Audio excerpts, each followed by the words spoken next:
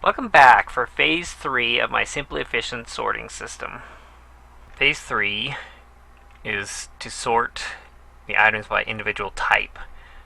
And depending on whether they're 16 or 64, it can work a little bit differently, but the setup is basically the same. Basically the same initially, sort of the simple system. It's the same as the sorting helper system over here, at least for the back end of it. So what happens here is, if you want to set this up beforehand,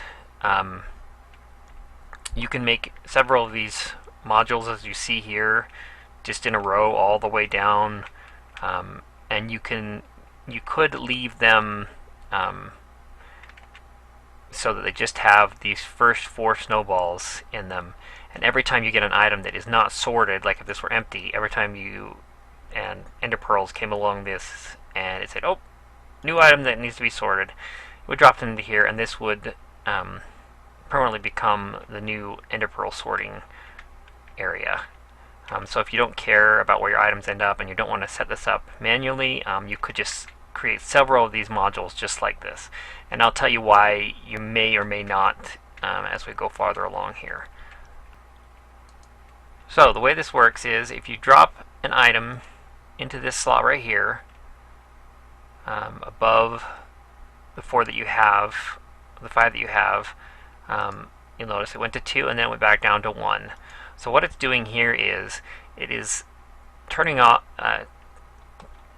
releasing this hopper just long enough, this one down here, to pull one item out, and then it's turning that torch back on and stopping it, and so you get the one item that drops down through.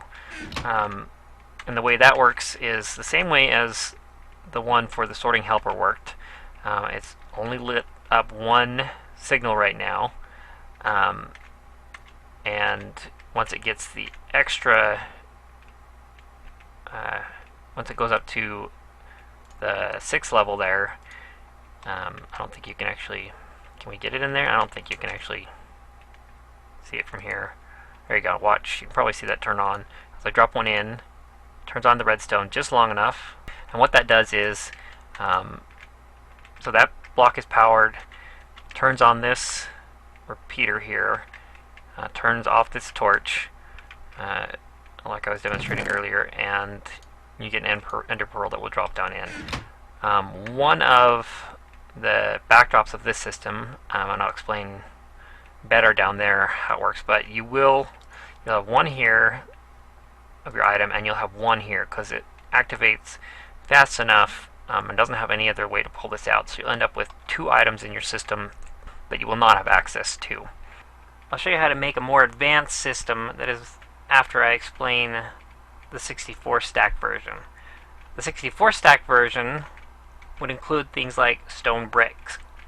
This one also has 4 snowballs, but it will stack up 6 items because it takes 6 items to get up to the same point.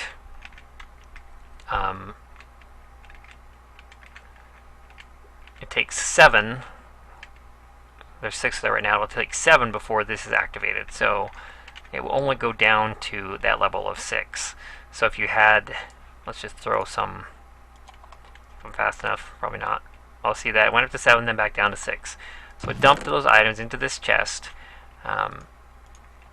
So you can basically set it up the same for both these systems if you don't care about that you're using 2 items for the 64, you know, ender pearl in each of these hoppers that gets used in the system, and if you don't care that you have 6 items here and you also get the 1 down here, so you have 5 extra items. Most of the time, if you're bothering to set up a system like this, you've probably got enough inventory that you really don't care about that kind of stuff too much. If you do care about it, there are some items you may care about it, you may set up individually rather than having to do it automatically.